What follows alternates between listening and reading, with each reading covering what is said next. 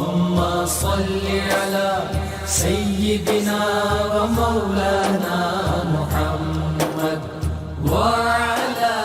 سيدنا. جی ناظرین و سامعین، پروگرام یاد الہی میں روزانہ عظیم ہستیوں کے تذکارے پاک کیے جاتے ہیں اور اس کے ساتھ ساتھ کچھ ایسے موضوعات پر گفتگو ہوتی ہے جن سے آپ کو رہنمائی حاصل ہوتی ہے. آج ہمارا موضوع گفتگو ہے اطاعت و اتباع رسول صلی اللہ علیہ وآلہ وسلم کی اہمیت اور فیوز و برکات. اس حوالے سے آج گفتگو ہوگی. اس سے پہلے کتاب الشفا سے آج کا وظیفہ: جو بچے شیر خوار بالخصوص دودھ نہیں پیتے یا چھوٹے بچے بعض اوقات دودھ پینا چھوڑ دیتے ہیں، تو ان کے حوالے سے وظیفہ روحانی علاج کہ جس سے بچہ دودھ پینے لگے. سب سے پہلا، اگر نومولود بچے دودھ نہ پیتے ہوں تو پھر یا حیّ یا قیوم 100 بار لکھ کر آب زمزم سے دھو کر پلائیں. یعنی کاغذ پر 100 مرتبہ یا حیّ یا قیوم لکھیں اور پھر وہ کسی بوتل میں ڈال دیں، آب زمزم اس میں ڈالیں اور اس میں مکس کر کے وہ پلا دیں، یا کسی چینی کی پلیٹ پر بھی لکھ سکتے ہیں 100 مرتبہ یا حیّ یا قیوم. آب زمزم اس کے اوپر ڈالیں، اس کو مکس کر دیں، یعنی جو وہ لکھا تھا وہ لکھائی مکس ہو جائے اور نومولود کو پلاتے رہیں. انشاءاللہ العزیز نومولود بچہ جو ہے دودھ پینے لگے گا اور ضد بھی نہیں کرے گا. اسی طرح دوسرا روحانی علاج یہ ہے، جو بچے دودھ نہیں پیتے، سورۃ القدر، اس کو 30ویں پارے میں ہے، انا انزلناہ فی لیلۃ القدر. اس کو 21 مرتبہ پڑھ کر چینی پر دم کر کے بچے کو دے دیں اور یا پھر دودھ میٹھا کر کے، یعنی وہ چینی جو ہے دودھ میں مکس کر کے بچے کو پلائیں. انشاءاللہ بچہ دودھ پینے لگے گا. اس میں بڑے بچوں کے لیے بھی یہ روحانی علاج شامل ہے. اسی طرح اگر شیر خوار بچہ دودھ نہ پیتا ہو تو یہ نقش ماں کے دودھ یا دریا کے پانی سے دھو کر بچے کو پلائیں. انشاءاللہ العزیز شیر خوار بچہ جو ہے وہ دودھ پینے لگے گا. نقش کیا ہے؟ ایک جو مستطیل ٹائپ خانہ بنائیں جس کے آمنے سامنے کے دونوں اضلاع جو ہیں وہ برابر ہوں. مستطیل، مربع نہیں، مربع میں چاروں اضلاع برابر ہوتے ہیں. ریکٹینگل غالباً بولتے ہیں اس کو انگلش میں. جو بچے ہمیں سن رہے ہیں تو قیوم، اللہ تعالیٰ کا اس میں گرامی جو ہے قیوم، اس کو لکھنا ہے پہلی لائن میں بھی 4 مرتبہ، دوسری لائن میں بھی 4 مرتبہ، اور اس طرح لکھنا ہے کہ قاف میم واو، یہ جو تینوں حروف ہیں ان حروف کے جو دھانے ہیں، منہ جو ہیں وہ کھلے رہیں. تو یہ نقش جو ہے اس کو دریا کے پانی سے دھو کر بچے کو پلا دیں. انشاءاللہ اللہ تعالیٰ کے فضل و کرم سے بچہ جو ہے وہ دودھ پینے لگے گا. یہ 3 روحانی علاج ہیں، وظائف ہیں، تینوں کر لیجئے اگر ضرورت ہے آپ کو بچے کے لیے، اور تینوں میں سے 2 کر سکتے ہیں، 1 کر سکتے ہیں، جو آسانی سے آپ کر سکتے ہیں کیجئے. انشاءاللہ اللہ تعالیٰ بچے کو بہتری اس کے لیے فرمائے گا. آپ کو ضرورت ہے ضرور اپنے معمول کا حصہ بنائیے بچوں کے لیے، اپنے اعزاء اقرباء، رشتہ داروں، دوست احباب، پڑوسیوں، محلے داروں کو بتائیے، امت مسلمہ تک پہنچائیے. میرے آپ کے ہمارے بتانے سے کسی بھی مسلمان گھرانے کا، مسلمان بچوں کا فائدہ ہوگا تو انشاءاللہ یہ دین و دنیا آخرت میں ہمارے لیے بھلائی، فائدہ، نجات اور شفا کا باعث ہوگا. اللہ سبحانہ و تعالی مجھے، آپ کو، ہم سب کو آسانیاں عطا فرمائے، آسانیاں بانٹنے والا بنائے، مشکلات ہم سے دور فرما دے. آمین. جی ناظرین و سامعین، نبی رحمت صلی اللہ علیہ وآلہ وسلم کی اتباع، اطاعت، پیروی، اس کا حکم قرآن مجید فرقان حمید میں بارہا اللہ رب العزت نے ارشاد فرمایا ہے. ایک مقام پر نہیں، 20 مقامات پر اللہ سبحانہ و تعالی نے اپنے پیارے حبیب مکرم صلی اللہ علیہ وآلہ وسلم کی اطاعت کا حکم دیا ہے. سورہ فاتحہ ہی سے شروع کریں تو جہاں ہم دعا مانگتے ہیں اہدنا الصراط المستقیم، اے اللہ ہمیں سیدھے راستے پر چلا یا سیدھے راستے پر ثابت قدم رکھ. اب وہ سیدھا راستہ کون سا ہے؟ سورہ یاسین میں اللہ رب العزت نے اپنے پیارے حبیب صلی اللہ علیہ وآلہ وسلم کو جب ارشاد فرمایا یاسین، اور پھر آگے فرمایا کہ انک لمن المرسلین علی صراط مستقیم، کہ بے شک آپ رسول اعظام علیہ السلام میں سے ہیں اور سیدھے راستے پر ہیں۔ تو پتہ چلا کہ سیدھے راستے کی ہم دعا مانگ رہے ہیں، اللہ فرما رہا ہے سیدھے راستے پر کون ہیں؟ آقا کریم صلی اللہ علیہ وآلہ وسلم سیدھے راستے پر ہیں۔ اور پھر صراط الذین انعمت علیہم، ہم یہ دعا مانگ رہے ہوتے ہیں اللہ ان لوگوں کے راستے پر جن پر تو نے انعام فرمایا۔ تو پھر اس کی تفسیر بھی سورہ نساء میں اللہ نے فرما دی کہ من یطع اللہ والرسول، جو اللہ اور اس کے رسول صلی اللہ علیہ وآلہ وسلم کی اطاعت کرے، فاولئک مع الذین انعم اللہ، یہی وہ لوگ ہیں جن پر اللہ کا انعام ہے۔ پھر فرمایا علیہم من النبیین، ان انعام یافتہ لوگوں میں انبیاء کرام علیہم السلام سب سے پہلے مقام و مرتبہ پر فائز ہیں، اور پھر والصدیقین، تمام صحابہ کرام علیہم الرضوان، نبی کریم صلی اللہ علیہ وآلہ وسلم کی تصدیق کرنے والے، وہ بھی انعام یافتہ لوگوں میں شامل ہیں۔ والشہداء، تمام شہداء کرام، اللہ کے راستے میں اپنی جانیں قربان کرنے والے، اور پھر فرمایا والصالحین، تمام اللہ کے نیک برگزیدہ بندے، اولیاء کاملین صالحین، ان پر بھی اللہ کا انعام ہے، یہ بھی اللہ اور اس کے رسول صلی اللہ علیہ وآلہ وسلم کی اتباع کرنے والے ہیں۔ اور پھر فرما دیا وحسن اولئک رفیقا، جو ان کی رفاقت جنہیں حاصل ہو جائے، وہ بھی رفاقت بھی بڑی، ان کی معیت، ان کی صحبت، ان کے پاس بیٹھنا، وہ بھی بہت خوبصورت ہے، بڑا حسین معاملہ ہے۔ تو چونکہ اب اللہ کے پیارے حبیب صلی اللہ علیہ وآلہ وسلم کے بعد کوئی نبی نہیں، کوئی رسول نہیں، تو تا قیام قیامت تمام بنی نوع انسان کے لیے جیسے اللہ رب العزت نے فرما دیا قل یا ایھا الناس انی رسول اللہ الیکم جمیعا، اے پیارے حبیب صلی اللہ علیہ وآلہ وسلم آپ تمام بنی نوع انسان سے فرما دیجئے، اور ضمناً اس میں تمام جنات بھی شامل ہیں۔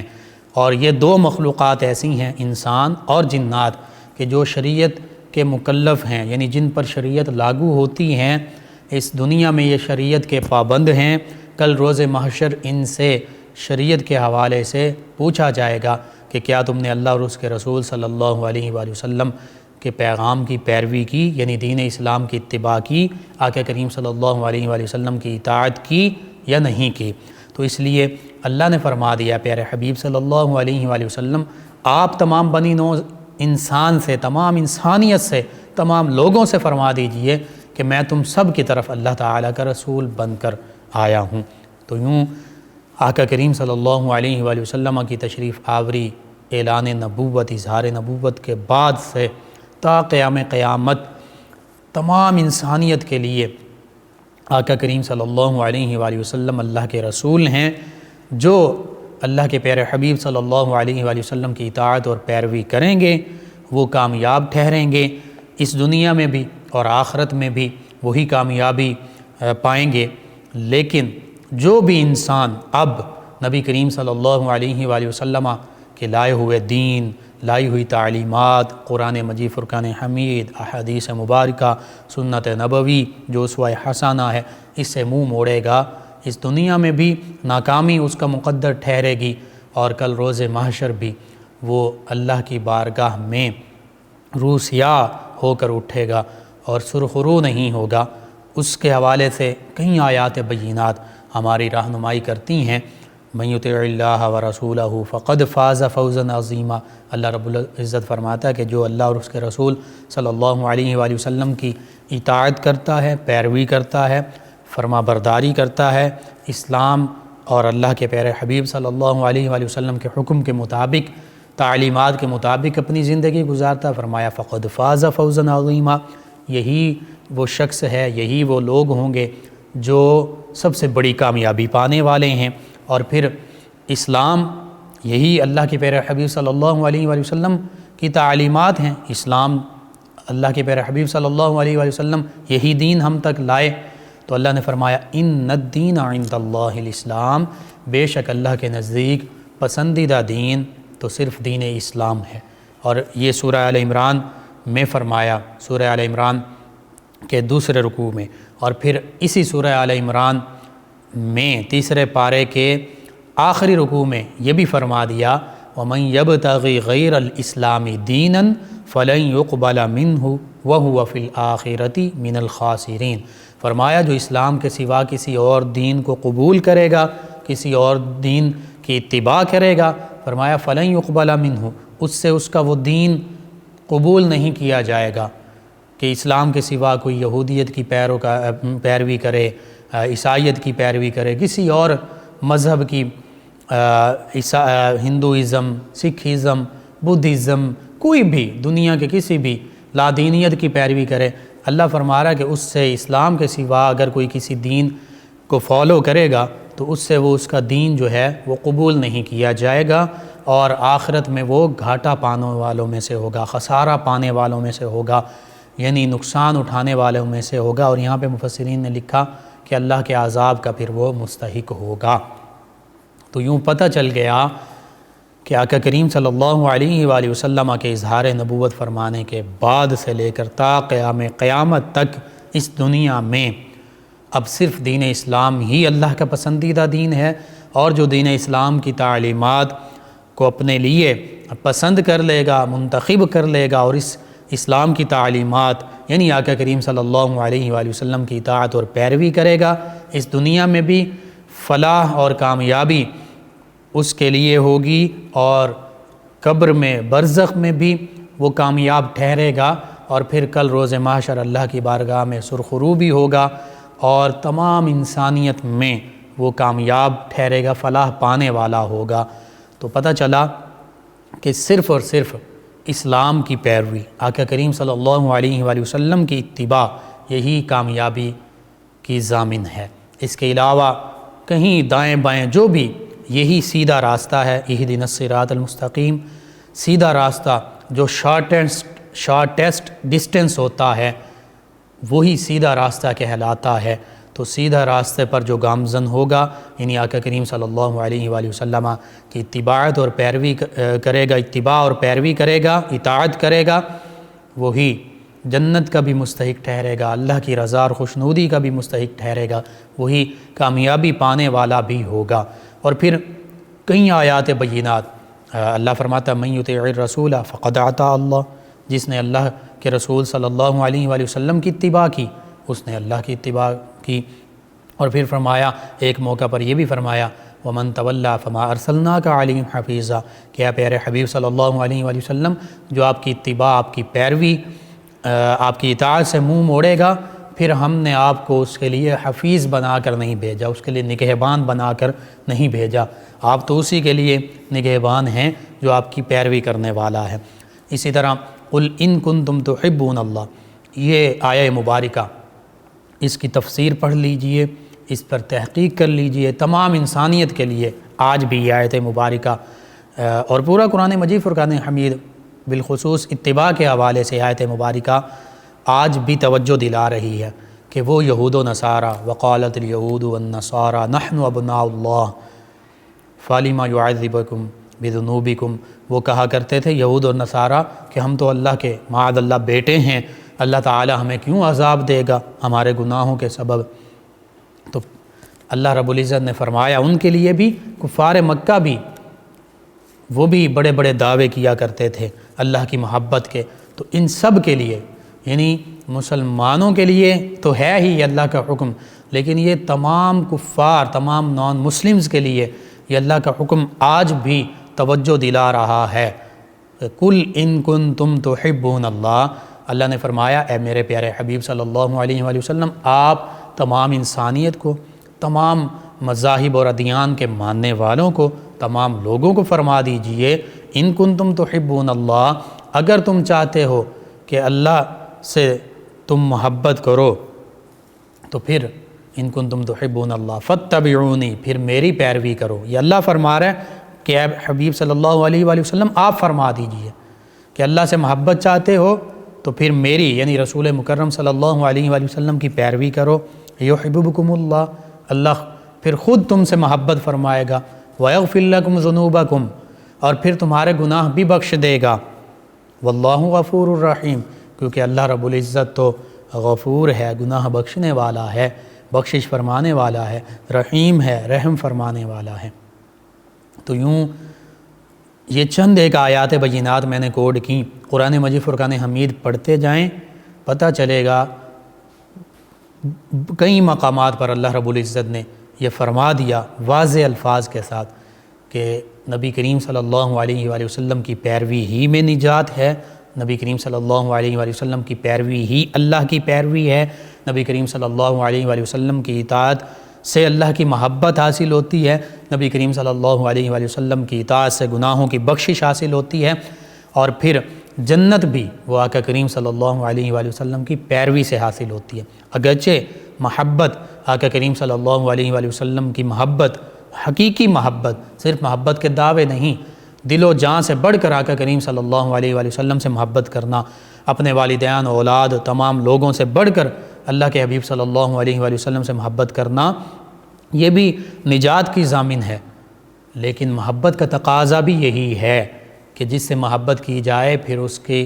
بات مانی جائے۔ اگر ہم نبی کریم صلی اللہ علیہ وآلہ وسلم سے محبت کا دعویٰ کرتے ہیں تو پھر آقا کریم صلی اللہ علیہ وآلہ وسلم کی پیروی یہ بھی ہم پر لازم ہے، ضروری ہے۔ اسی طرح احادیث مبارکہ میں موجود ہے، آقا کریم صلی اللہ علیہ وآلہ وسلم نے ایک موقع پر فرمایا جس نے میری اطاعت کی اس نے اللہ کی اطاعت کی، اور فرمایا جس نے میری نافرمانی کی اس نے اللہ کی نافرمانی کی۔ لقد کان لکم فی رسول اللہ اسوۃ حسنہ، یہ بھی اللہ کے پیارے حبیب صلی اللہ علیہ وآلہ وسلم کی پیروی کرنے کی ہمیں یہ آیت مبارکہ ہمیں حکم دے رہی ہے کہ اللہ فرما رہا ہے بے شک تمہارے لیے رسول مکرم صلی اللہ علیہ وآلہ وسلم کی حیات مبارکہ میں مکمل نمونہ موجود ہے، کمپلیٹ رول ماڈل ہیں آقا کریم صلی اللہ علیہ وآلہ وسلم تمام مسلمانوں کے لیے ہر شعبے میں۔ اور پھر آقا کریم صلی اللہ علیہ وآلہ وسلم کے کئی فرامین مبارکہ ہمیں ملتے ہیں کہ جن کا معنی اور مفہوم یہ ہے کہ جو بھی نبی کریم صلی اللہ علیہ وآلہ وسلم کی سنت یعنی عمل مبارکہ، طریقہ مبارکہ کی پیروی کرے گا وہ نجات پا جائے گا۔ اور یہاں تک فرمایا گیا کہ جو آقا کریم صلی اللہ علیہ وآلہ وسلم کے طریقے کی پیروی کرنے والا ہے وہ حقیقت میں اللہ رب العزت کی اطاعت کرنے والا ہے اور وہی جنت کا مستحق ہے۔ ہاں، جو آقا کریم صلی اللہ علیہ وآلہ وسلم کے لائے ہوئے دین اسلام، لائی ہوئی کتاب قرآن مجید فرقان حمید، آقا کریم صلی اللہ علیہ وآلہ وسلم کے فرامین مبارکہ یعنی احادیث مبارکہ، آقا کریم صلی اللہ علیہ وآلہ وسلم کا طریقہ مبارکہ یعنی سنت مبارکہ، سنن مبارکہ، ان سے منہ موڑے گا اس کے لیے اللہ کا کیا، اللہ کی طرف سے وعید کیا۔ اللہ فرماتا ہے بس چاہیے کہ وہ لوگ ڈریں جو مخالفت کرتے ہیں رسول مکرم صلی اللہ علیہ وآلہ وسلم کے حکم کی، اور پھر انہیں کوئی آزمائش پہنچے دنیا میں یا پھر آخرت میں انہیں دردناک عذاب پہنچے، اس چیز سے وہ ڈر جائیں کہ جو رسول مکرم صلی اللہ علیہ وآلہ وسلم کی مخالفت کرتے ہیں اور آپ کے احکامات کی مخالفت کرتے ہیں، اسلام کی مخالفت کرتے ہیں، لبرل، بے دین، لادین لوگ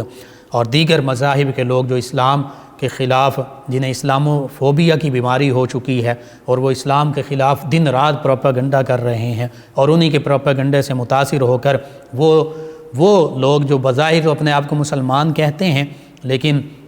وہ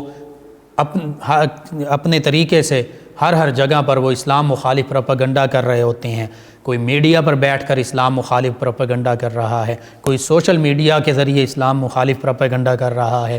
ہر طریقے سے کوئی اسکول، کالجز، یونیورسٹیز میں نوجوان نسل کو سیکولرزم اور لبرلزم کی تعلیم دے رہا ہے اور اسلام کے خلاف پروپیگنڈا کر رہا ہے۔ وہ لوگ جو غیر مسلم ہیں وہ تو اسلاموفوبیا کے شکار ہو ہی چکے ہیں، لیکن ان کے پروپیگنڈے سے متاثر ہو کر وہ لوگ جنہیں اسلام سے کوئی سروکار نہیں ہے، صرف مسلمان گھرانوں میں پیدا ہو گئے لیکن انہیں اسلام کی تعلیمات کا سرے سے پتہ ہی نہیں، اور وہ اسی پروپیگنڈے کے تحت وہ مختلف پلیٹ فارمز پر مختلف فورمز پر جہاں انہیں موقع ملتا ہے وہ اسلام کے خلاف پروپیگنڈا کر رہے ہوتے ہیں۔ ان لوگوں کے بارے میں بھی یہ آیت مبارکہ بہت بڑی وعید ہے کہ ڈریں وہ لوگ جو اللہ کے رسول صلی اللہ علیہ وآلہ وسلم کی تعلیمات اور احکامات جو ہیں ان کے خلاف ہیں۔ اس دنیا میں بھی ان پر مصیبتیں آ سکتی ہیں اللہ کی طرف سے، اور پھر آخرت میں ان کے لیے دردناک عذاب بھی ہو سکتا ہے۔ اور پھر سورہ نساء کی آیت مبارکہ جس میں اللہ رب العزت نے ارشاد فرما دیا تھا آیہ مبارکہ 65 فلا وربک لا یؤمنون حتی یحکموک فیما شجر بینہم ثم لا یجدوا فی انفسہم حرجا مما قضیت ویسلموا تسلیما۔ اللہ نے فرمایا اے پیارے حبیب صلی اللہ علیہ وآلہ وسلم، آپ کے رب کی قسم، یہ لوگ اس وقت تک ایمان والے ہو ہی نہیں سکتے جب تک جو آپ فیصلہ فرما دیں، جو آپ حکم ارشاد فرما دیں، اس کے مطابق یہ اپنی زندگی نہ گزاریں، اس فیصلے پر عمل نہ کر لیں۔ اور فرمایا پھر اپنے دلوں میں کسی قسم کی تنگی بھی نہ پائیں، بلکہ آپ کے فیصلے، آپ کے احکام، آپ کی تعلیمات پر فوراً سر تسلیم خم کر لیں۔ تو اللہ رب العزت نے ایمان کا پیمانہ ہمیں بتا دیا۔ ایمان یہ ہے کہ نبی رحمت صلی اللہ علیہ وآلہ وسلم جو کچھ فرما دیں ہم سر تسلیم خم کر لیں، لیکن اور دلوں میں تنگی بھی نہ پائیں۔ صحابہ کرام علیہم رضوان کی سیرت مبارکہ ہمارے سامنے، نبی رحمت صلی اللہ علیہ وآلہ وسلم جو کچھ ارشاد فرما دیتے، بظاہر اگر وہ ان کی اپنی خواہش یا ان کے معاملات کے برعکس بظاہر نظر بھی آ رہا ہوتا، لیکن اس پر وہ سر تسلیم خم کر لیتے، فوراً قبول کر لیتے۔ ایسے واقعات ملتے ہیں۔ حضرت عبیدہ رضی اللہ عنہ نے اپنے والد کو، جراح کو، جو کافر تھا، لیکن کافر کو مارنا یہ اسلام میں منع ہے، کسی ایک بھی انسان کو بے گناہ مارنا بالکل منع ہے۔ وہ کافر تھا والد، لیکن کافر ہونے کے ساتھ ساتھ وہ گستاخ تھا، تو گستاخ کے لیے تو ملعونین اینما ثقفوا اخذوا وقتلوا تقتیلا۔ اور حدیث مبارکہ میں آقا کریم صلی اللہ علیہ وآلہ وسلم کے درجنوں واقعات ملتے ہیں۔ خود نبی کریم صلی اللہ علیہ وآلہ وسلم نے بعض مواقع پر فرمایا کہ یہ شخص میری ہجو کرتا ہے، میرے شان میں تنقیص کرتا ہے، اس کو کون ٹھکانے لگائے گا، اس کو کون انجام تک پہنچائے گا۔ صحابہ کرام سیدنا علی المرتضیٰ کرم اللہ وجہہ کریم نے کئی لوگوں کو واصل جہنم کیا، سیدنا خالد بن ولید رضی اللہ عنہ نے کئی گستاخوں کو واصل جہنم کیا۔ یہ سیدنا عبیدہ رضی اللہ عنہ، ان کا والد جو تھا وہ نبی کریم صلی اللہ علیہ وآلہ وسلم کی شان میں بکواسات کرتا تھا، انہوں نے منع کیا، وہ نہیں رکا، تو انہوں نے اپنے والد کو واصل جہنم کر دیا، قتل کر دیا۔ نبی کریم صلی اللہ علیہ وآلہ وسلم کی بارگاہ میں حاضر ہوئے تو آقا کریم صلی اللہ علیہ وآلہ وسلم نے پوچھا اے عبیدہ تم نے اپنے والد کو کیوں مارا؟ تو انہوں نے عرض کیا یا رسول اللہ صلی اللہ علیہ وسلم وہ آپ کی شان میں تنقیص کرتا تھا، بکواس کرتا تھا، اس لیے میں نے اسے واصل جہنم کر دیا۔ تو نبی کریم صلی اللہ علیہ وآلہ وسلم نے کسی قسم کا مواخذہ نہیں فرمایا کہ تم نے غلط کیا، کوئی بات نہیں فرمائی، بلکہ آقا کریم صلی اللہ علیہ وآلہ وسلم نے خوشی کا اظہار فرمایا۔ پتہ چلا کہ جو یوں آخری حدیں بھی کراس کر جائے آقا کریم صلی اللہ علیہ وآلہ وسلم کی شان کے بارے میں، چاہے وہ سگا باپ ہو، صحابہ کرام علیہم رضوان کا طریقہ تو یہ تھا، وہ اسے واصل جہنم کر دیا کرتے تھے۔ بہرحال سورہ حشر میں اللہ فرماتا ہے ما آتاکم الرسول فخذوا وما نہاکم عنہ فانتہوا۔ اللہ کے رسول صلی اللہ علیہ وآلہ وسلم جو تمہیں عطا فرما دیں، جو تمہیں ارشاد فرما دیں وہ بھی ارشاد بھی مان لو، حکم بھی مان لو، جو تمہیں عطا فرما دیں وہ لے لو، وما نہاکم عنہ فانتہوا، جس سے تمہیں روک دیں اس سے رک جاؤ۔ تو پتہ چلا آقا کریم صلی اللہ علیہ وآلہ وسلم شارح بھی ہیں، یعنی قرآن اور اللہ کے فرمان کی شرح بھی فرمانے والے ہیں، اس کی وضاحت، اس کی تشریح بھی فرمانے والے ہیں، اور شارع بھی ہیں، شریعت مقرر فرمانے والے ہیں۔ اللہ کے پیارے حبیب صلی اللہ علیہ وآلہ وسلم جو فرما دیں وہ شریعت بن جاتی ہے۔ اللہ نے قرآن مجید فرقان حمید میں نماز کے حکم کا ذکر فرمایا، واقیموا الصلاۃ 700 مرتبہ ذکر ملتا ہے، اور زکوٰۃ کا ذکر فرمایا، حکم ارشاد فرمایا وآتوا الزکاۃ، لیکن قرآن مجید فرقان حمید میں کہیں نہیں ملتا کہ فجر کی نماز کیسے ادا کرنی ہے، کتنی رکعات پڑھنی ہیں، ظہر کی نماز کی کتنی رکعات ہیں، عصر کی نماز کی کتنی رکعات ہیں، اور نماز کیسے پڑھنی ہے، یہ قرآن مجید فرقان حمید میں نہیں ہے۔ نبی کریم صلی اللہ علیہ وآلہ وسلم نے بتایا اور کر کے دکھایا اور فرما دیا صلو کما رأیتمونی اصلی، تم یوں نماز پڑھو جیسے مجھے نماز پڑھتے ہوئے دیکھو۔ آقا کریم صلی اللہ علیہ وآلہ وسلم نے فجر کے 2 فرض ادا فرمائے، وہ ہمارے لیے 2 فرض بن گئے۔ 2 نوافل جو آپ نے کثرت کے ساتھ تاکید کے ساتھ پڑھے وہ ہمارے لیے سنت موقدہ بن گئیں، اور جو نوافل آقا کریم صلی اللہ علیہ وآلہ وسلم نے کبھی پڑھے کبھی چھوڑ دیے عصر سے پہلے اور عشاء سے پہلے، وہ ہمارے لیے سنت غیر موقدہ بن گئے، یعنی زیادہ تاکیدی نہیں ہیں، غیر تاکیدی ہیں۔ اسی طرح آقا کریم صلی اللہ علیہ وآلہ وسلم نے جس کے لیے واجب کا فرما دیا وہ 3 وطر ہمارے لیے واجب بن گئے، جس تو یہ آقا کریم صلی اللہ علیہ وآلہ وسلم تو شریعت مقرر فرمانے والے ہیں۔ آقا کریم صلی اللہ علیہ وآلہ وسلم نے جس چیز کے لیے فرما دیا یہ فرض ہے وہ فرض ہو گئی، جس کے لیے فرما دیا یہ واجب ہے وہ واجب ہو گئی، اور جو آقا کریم صلی اللہ علیہ وآلہ وسلم نے جس پر تاکید کی وہ سنت موقدہ ہو گئی، جس پر زیادہ تاکید نہ فرمائی وہ سنت غیر موقدہ ہو گئیں۔ تو نبی کریم صلی اللہ علیہ وآلہ وسلم شریعت مقرر فرما رہے ہیں۔ ایک موقع پر صحابہ کرام علیہم رضوان کو جب نبی کریم صلی اللہ علیہ وآلہ وسلم فرمایا کہ اللہ تعالیٰ نے تم پر حج فرض کر دیا ہے، تو صحابہ کرام علیہم رضوان عرض کرنے لگے، 1 2 3 مرتبہ کا ذکر ملتا، 3 مرتبہ عرض کیا یا رسول اللہ صلی اللہ علیہ وسلم کیا ہر سال فرض فرما دیا ہے؟ تو نبی کریم صلی اللہ علیہ وآلہ وسلم نے 3 مرتبہ خاموشی اختیار فرمائی، اور پھر فرمایا کہ اگر میں کہہ دیتا کہ ہاں ہر سال اللہ نے حج فرض فرما دیا ہے تو پھر تم پر ہر سال حج فرض ہو جاتا۔ یعنی نبی کریم صلی اللہ علیہ وآلہ وسلم خاموش اس لیے رہے کہ ان پر کہیں ہر سال حج فرض نہ ہو جائے۔ مسواک کی ہمارے سامنے مثال ہے، نبی رحمت صلی اللہ علیہ وآلہ وسلم فرمایا کہ اگر میں اس کے بارے میں کہہ دیتا کہ یہ سنت ہے یا اس کا یہ مقام ہے تو پھر تمہارے لیے یہ ضروری ہو جاتا، لازم ہو جاتا، واجب ہو جاتا، لیکن نبی کریم صلی اللہ علیہ وآلہ وسلم واجب کا فرمایا، لازم کا فرمایا، لازم ہو جاتا، لیکن یہ ہمارے لیے سنت ہے۔ اسی طرح ایک نہیں کئی چیزیں ہمارے سامنے ملتی ہیں کہ آقا کریم صلی اللہ علیہ وآلہ وسلم نے جیسا ارشاد فرما دیا وہ شریعت کا حکم ٹھہرا، آپ شارع بن گئے، آپ شارع ہیں، شریعت مقرر فرمانے والے ہیں۔ اور حقیقت یہی ہے، قرآن مجید فرقان حمید کی تفسیر جہاں قرآن کی تفسیر قرآن سے ہو رہی ہے، وہیں وضاحت کے ساتھ اور تفصیل کے ساتھ قرآن مجید فرقان حمید کی جو شرح ہے اور جو تشریح ہے اور جو تفصیل ہے وہ آقا کریم صلی اللہ علیہ وآلہ وسلم کے فرامین مبارکہ میں ہمیں ملتی ہے۔ تو اس لیے آج بھی، اور میں آخر میں صحیح مسلم کی وہ حدیث مبارکہ کوٹ کرنا چاہوں گا جس کے مطابق آقا کریم صلی اللہ علیہ وآلہ وسلم فرمایا، چونکہ اب تا قیامت تمام بنی نوع انسان کے لیے آقا کریم صلی اللہ علیہ وآلہ وسلم ہی نبی اور رسول ہیں، کوئی اور نبی اور رسول نہیں ہے، چاہے اہل کتاب ہوں یا دیگر مذاہب کے ماننے والے ہوں، نبی کریم صلی اللہ علیہ وآلہ وسلم کی پیروی ہی میں نجات ہے۔ تو نبی کریم صلی اللہ علیہ وآلہ وسلم نے فرمایا جو قوم اپنے نبی علیہ السلام کا طریقہ چھوڑ دیتی ہے وہ قوم تباہ و برباد ہو جاتی ہے۔ آج تمام امت مسلمہ بحیثیت مجموعی ہم نے آقا کریم صلی اللہ علیہ وآلہ وسلم کا طریقہ چھوڑ دیا، آقا کریم صلی اللہ علیہ وآلہ وسلم کی تعلیمات سے دور ہو گئے، اسلام کی تعلیمات سے دور ہو گئے،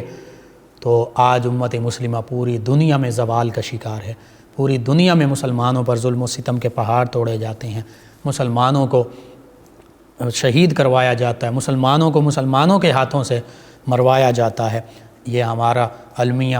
اور وجہ صرف ایک ہے، اسلام سے، نبی کریم صلی اللہ علیہ وآلہ وسلم کی تعلیمات سے اطاعت اور اتباع سے دوری، یہ ہماری المیہ ہے، اور حل بھی ایک ہی ہے، آقا کریم صلی اللہ علیہ وآلہ وسلم کی غلامی، اتباع، اطاعت، اسلام کی تعلیمات پر عمل پیرا ہونا۔ اللہ رب العزت سے دعا ہے اللہ تعالی نبی کریم صلی اللہ علیہ وآلہ وسلم کی کامل محبت بھی عطا فرمائے، جو کہ ایمان ہے، ایمان کامل کے لیے لازمی ہے، اس کے بغیر ایمان ہی مکمل نہیں ہوتا،